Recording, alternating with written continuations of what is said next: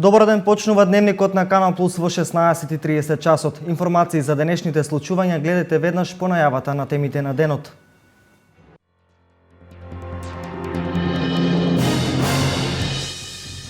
За 3 дена истекува рокот за аплицирање за паричен надомест за субвенционирано вработување на лицата во социјален ризик.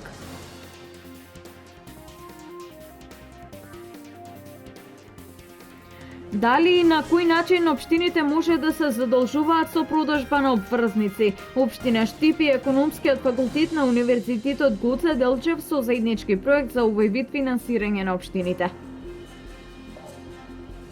Штипскиот адвокат 3 пати продавал еден автомобил, оштетил тројца и незаконски стекнал 1.300.000 динари. Штипјанец прегазил старица во Куманово.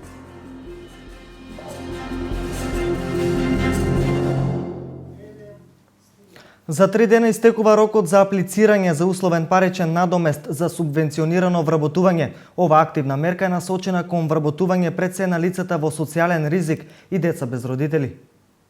За 3 дена завршува рокот за поднесување за користење на условен паричен надоместок за субвенционирано вработување во сите центри за вработување. Во оваа програма за субвенционирано вработување може да се вклучат лицата што се во ризик на социјална исклученост со обезбедување на субвенции за плата за период од 6 месеци и обврзување за работодавачите, овие лица да ги задржат во работен однос уште најмалку дополнителни 6 месеци. Услов за нивно внесување на апликација е да бидат корисници на социјална парична помош, лица кои до својата 18 годишна возраст биле деца без родители и родителска грижа, лица кои во средното образование биле корисници на условен паричен надоместок. Потоа членови на семејства кои се корисници или на социјална парична помош или на детски додаток, лица кои во последните 15 години биле корисници на државна стипендија и чишто месечен семеен приход е понизок од 50% од просечната нето плата исплатена во Република Македонија за претходната година, лица до 29 годишна возраст, чисто месечен семеен приход е исто така понизок од 50% од просечната нето плата исплатена во Република Македонија. Друга целна група се лица жртви на семејно насилство сместени во шелтер центрите. Сите овие лица треба да бидат регистрирани во Агенцијата за вработување на Република Македонија како невработени лица кои активно бараат работа. Во програмата може да се вклучат сите работодавачи кои што ги исполнуваат следните услови. Потребно е работодавачот да не го има намалено бројот на вработени и да нема неисплатени плати и придонеси од плата последователно за 2 месеци. Од агенцијата апелираат до сите заинтересирани лица и работодавачи да ги проучат можностите за користење на условниот паричен надоместок за субвенционирано вработување и да се пријават во надлежните центри. До 27 јули компаниите може да аплицираат за санација и дислокација на десниот колектор во село Оризари Кочанско. Се работи за проект во рамки на програмата за зачувување на природата во Македонија, координирана од Фармахем и финансирана од Швајцарската агенција за развој и соработка. Секој заинтересирано домашно и странско правно и физичко лице понудувач кое е регистрирано за вршење на дејноста поврзан со предметот на договорот за спроведување на програмската активност за изработка на санација и дислокација на десен колектор во село Оризари, општина Кочани, може до 27 јули да аплицира на јавниот повик распишан за овој проект како носител да го реализира. Станува збор за спроведување на постапка за доделување договор за набавка на работи за санација и дислокација на десен колектор во село Оризари, општина Кочани, која се одвива преку Центарот за Источен плански регион. Носителот на набавката кој ќе биде избран откако ќе бидат утврдени поволностите е должен да ги изведе предвидените работи предмет на договорот во рок од 100 календарски дена. Проектот е од големо значење за заштита на животната средина. Значи секој проект од општината мораше да биде поврзан со зачувување на природата и нејзино одржливо управување. Само во тој случај парите од Швајцарската амбасада може да се користат, а тоа беше токму проектот во село Оризари. Ако колекторот е од поплавите оштетен, тоа значи изливање на отпадните води по самиот терен или во самата река. Имаше, мислам, голем смрад може да дојде до било какви заразни болести. Овој проект е финансиран од Швајцарската агенција за развој и соработка во рамките на програмата за зачувување на природата во Македонија. Денес договор за соработка подпишаа општина Штип и економскиот факултет при Универзитетот Гоце Делчев. Општината и факултетот ќе работат на проект за финансирање на општините преку општински обврзници. Денеска локалната самоуправа во општина Штип заедно со представници на економскиот факултет при Универзитетот Гоце Делчев ставија подпис на меморандумот за соработка согласно проектот кој се однесува за општински обврзници и профитабилни проекти без финансиски обврски. Денеска го склучуваме овој меморандум кој што представува официјален почеток на оно што пред некое време од општина Штип беше прифатено со волност да биде извршено и да се учествува во како во истражувањата, така и во резултатите кои што ќе произлезат од овој проект. Значи, овие обврзници се нешто што е познато веќе во општините, меѓутоа во Македонија се уште нема успешна, официјално реализирана општинска обврзница и за таа цел за нас представува дополнителен предизвик како научна фела, која што цели кон тоа да даде реална имплементираност на дадените и добиени резултати. Целта е општините да издаваат општински обврзници за капитални инвестиции и колку тие обврзници може да бидат сигурен начин на финансирање, место кредити да се даваат обврзници. Знаете дека парите се многу значени и битни за да може да реализирате некои проекти кои од вас ги барат граѓаните. Денеска парите се скапи. Ако најдете добар начин, алтернативен начин да добиете ефтини и свежи пари, по било кој основ, па макар било тоа обврзници кои општината ќе биде на некој начин задолжен со тие обврзници, со кои ќе заврши некои инфраструктурни објекти, мислам дека тоа е нешто добро. Јас лично се надевам дека финалниот резултат од тоа истражување ќе биде општините во Република Македонија да имаат и алтернативни можности да добијат пари. Тие пари да бидат ефтини и со тие пари да се завршат големи инфраструктурни објекти. Мислам дека за мене тоа е прифатливо како истражување и ќе се вложиме како локална администрација максимално, ќе дадеме нашата логистика целосна и на крајот се она што ќе резултира како еден финален извештај ќе биде поволен за сите општини во Република Македонија. Во општина Штип недостасува соодветна спортска сала која досега не е направена. Потребна е брана на река Отиња, комплетен систем за прочистување на отпадните води, па сега со истражувањето на економскиот факултет се надеваме дека замислените проекти ќе се реализираат и ќе се најде алтернатива за финансирање, вели градоначалникот на општина Штип примариус магистер Илчо Захариев. Во истражувањето ќе бидат вклучени општините кои се збратимени со општина Штип, професори и студенти од економскиот факултет. Јавното предпријатие ИСАР ја плати последната рата од кредитот од Европската банка за обнова и развој. Како наследен долг на јавното предпријатие сега останува каматата, чија динамика за исплаќање се уште не е утврдена. Раздолжувањето на ИСАР не е закана за извршување на тековните активности, вели директорот Бојаджиев.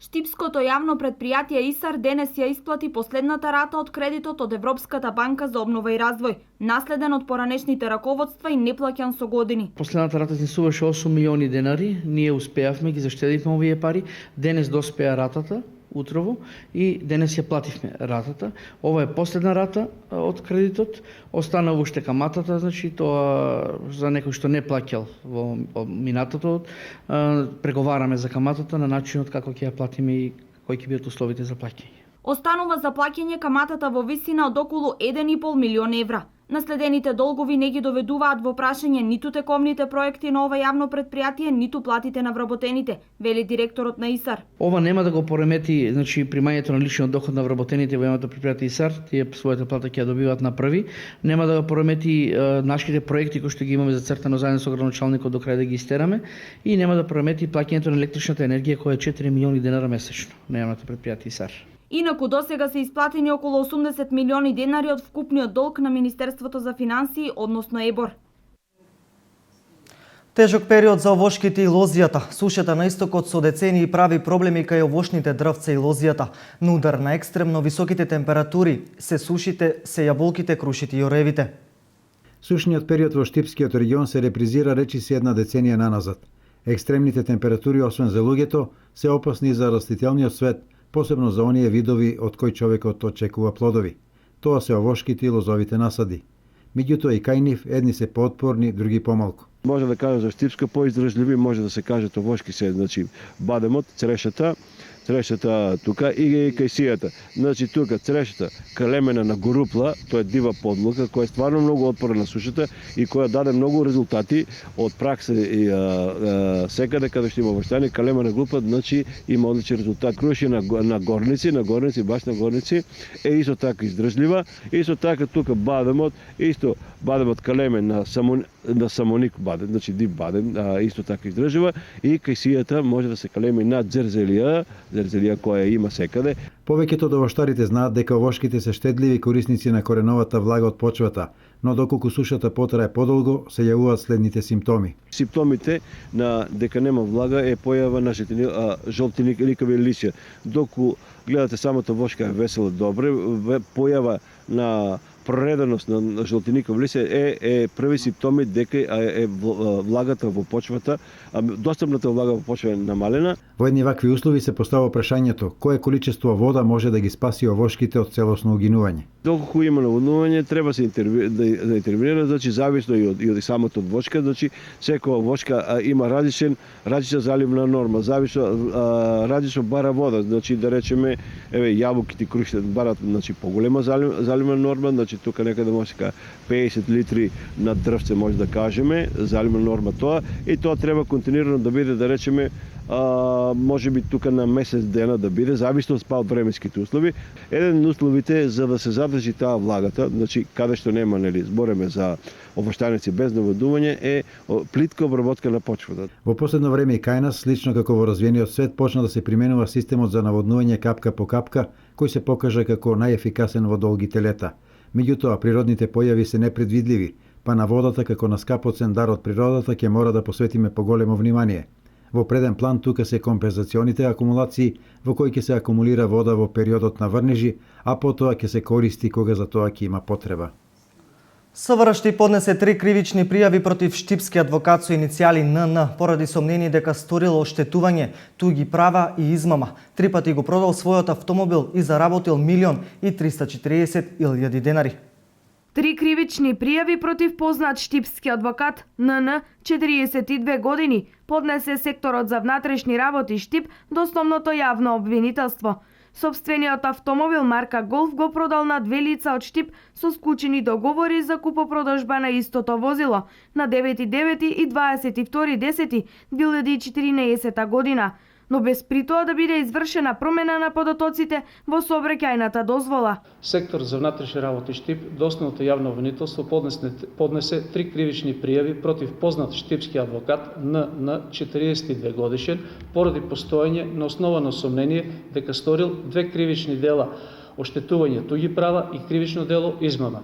Имено, пријавениот со намера за себе со намера да го спречи остварувањето на правото врз патничкото моторно возило Голф, негова собственост, а кое право го имале 2 лица од Штип со склучени договори за купопродажба на патничкото моторно возило Голф на 9.9.2014 и 22.10.2014 година, но без да биде извршена промена на податоците во сообраќајната дозвола. На 18.3.2015 година со измамнички действија незаконски го отугил патничкото моторно возило Голф со договор за купопродажба на патничкото моторно возило на трето лице од Штип, кога извршил и промена на податоците за собственост на сообраќајната дозвола. Адвокатот автомобилот го продал и на трето лице од Штип. При тоа ги променил податоците за собственост во сообраќајна дозвола, но пријавениот со намера повторно да го задржи автомобилот за него, отишол во домот на оштетеното лице, му го побарал автомобилот за услуга да патува и да го врати истиот ден, со што го довел во заблуда оштетениот и на 9.6.2015 година го зел и не го вратил повеќе возилото. Адвокатот се стекнал со противправна корист во износ од 1.340.000 денари. Истрагата и потрагата е во тек. Вчера штипјанец прегази старица во Куманово. Несреќата се случи на крстосница од улицата Страшко Арсовски 4 јули во 6 часот. Штипјанецот со иницијали МА, управувајќи автомобил Citroen Jumper со кумановски регистарски таблички, удрил во пешак Горица С на возраст од 78 години од Куманово, која се здобила со тешки телесни повреди. Во јавната здравствена установа во Куманово и била укажана лекарска помош, но поради сериозноста на повредите во 15 часот и подлегнала на повредите.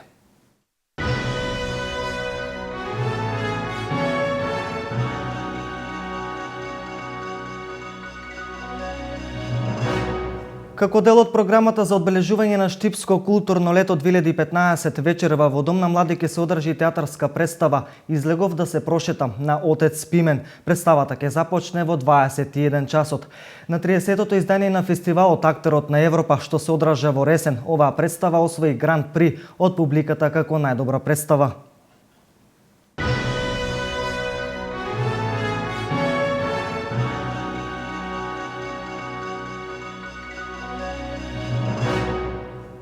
Оркестарот Чоровци од село Црник Пешчевско го поднесе епитетот за најдобар оркестар на петото јубилејно издание на фестивалот на дувачки оркестри. Во 4 фестивалски вечери Пехчево беше домаќин на над 4000 посетители. Оркестарот Чоровци од село Црник Пехчевско ја освои првата награда на надпреварот за најдобри дувачки оркестри, кој се одржа во рамки на петото јубилејно издание на фестивалот за дувачки оркестри Пехчево 2015. Тие заедно со второпласираните, оркестарот Млади таленти од Штип, ќе ја представуваат Македонија на 55-тото издание на фестивалот Гуче во Република Србија, додека трето пласиран беше штипскиот оркестар Берхан. Точно изведената композиција со примеси од Малешевијата, зададена од стручната жири комисија составена од врвни музичари и професори на Музичката академија, ја воодушеви и комисијата и публиката, која го наполни плоштадот во Пехчево на 4-та фестивалска вечер резервирана за надпреварот. Инаку 4 фестивалски вечери во Пехчево примамија над 40.000 гости, бројка која ги надмина очекувањата и на организаторот Општина Пехчево и на градоначалникот Поповски. Од посетата на граѓани сме презадоволни. Претходниве 3 вечери имаше премногу народ надвор од нашите очекувања и со тоа мислам дека веќе конечно постигнавме еден голем резултат од тоа што го посакувавме. По некоја пресметка секоја вечер имавме отприлика околу 10 и повеќе илјади посетители. Како специјален гостин на последната 4-та финална вечер беше пејачот Миле Кузмановски, кој по прогласувањето на победникот на најдобрите оркестри ја забавуваше публиката во Пехчево до доцните ноќни часови.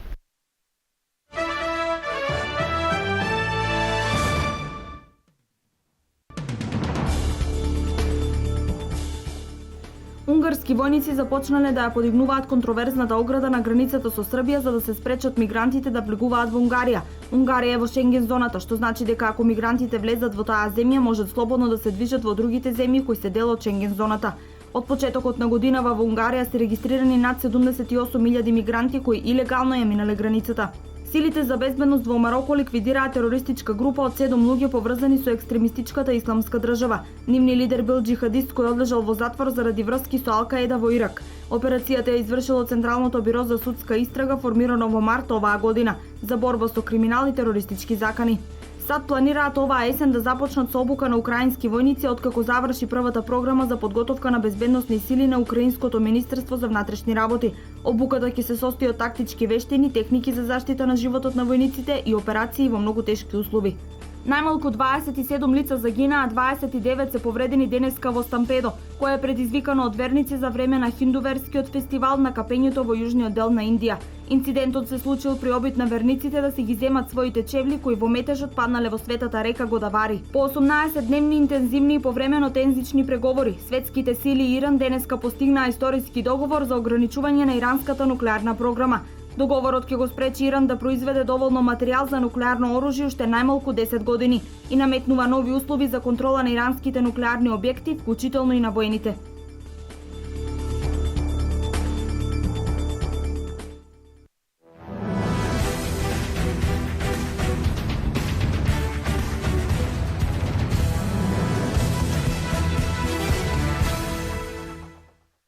Вечерва во Чардаклија во спомен и почит кон трагично загинатиот припадник на безбедносните сили на Македонија ќе започне меморијалниот турнир во мал фудбал Владко Петров 2015. Ова ќе биде 15-тото издание на турнирот во мал фудбал, на кој ќе настапат 12 екипи, поделени во 2 групи од по 6 екипи. Турнирот во чест на загинатиот припадник Владко Петров ќе трае до 2 август, односно до празникот Илинден, каде што ќе се одигра финалниот надпревар. Денес на програмата се два надпревари, и тоа екипата на Чардаклија против екипата на Young Boys со почеток во 18 часот и 30 минути и екипата на Вами со екипата на Бонавита со почеток во 19 часот и 30 минути.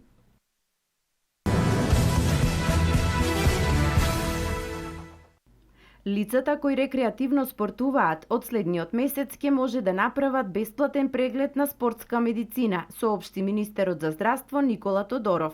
Со новата мерка, како што соопшти Тодоров, ќе бидат опфатени околу 25.000 лица на возраст од 14 до 29 години кои аматерски се занимаваат со спорт.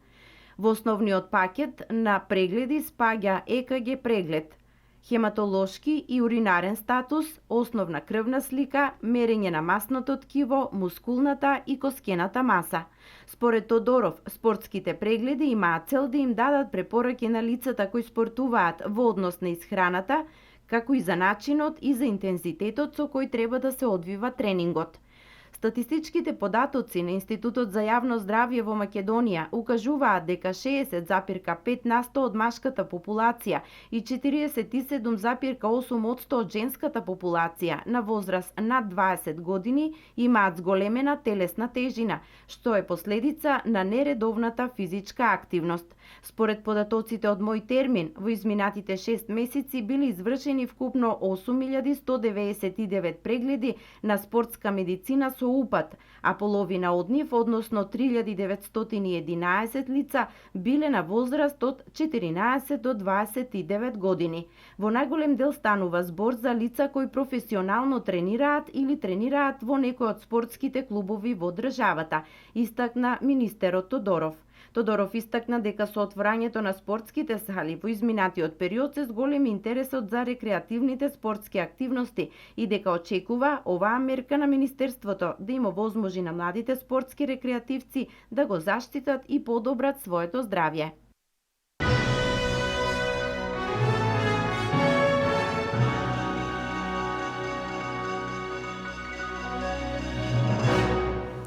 Ова е се во ова издание на Дневникот. Со нови содржини се гледаме во 20 часот. Имајте пријатно попладне со програмата на Канал Плюс.